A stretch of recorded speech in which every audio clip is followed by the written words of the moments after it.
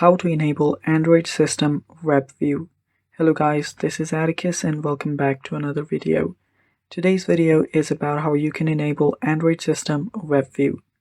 Now before we begin, if you guys are new to our channel, head down below so you don't miss out on our future videos. Also press the bell icon so you get notified when we release our new videos. Now let's dive right in. First step, you will need to go to your settings. So first, locate your settings app. After you settings, head over there, and after you're on your settings, head over to apps. So locate the apps option, tap on it, and after you're on your apps option, tap on see all apps.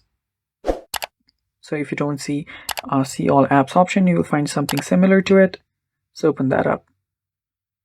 After you open that up, what you will then need to do is tap on the three dots on the top right. Then tap on show system.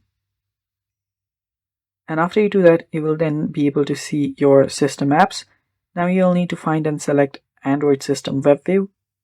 So search for Android System WebView, and after you locate it, open it up.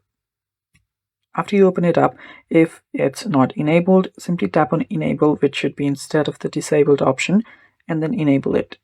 After you enable it, you're basically good to go. And that's how you enable Android System WebView, and that is it for today's video.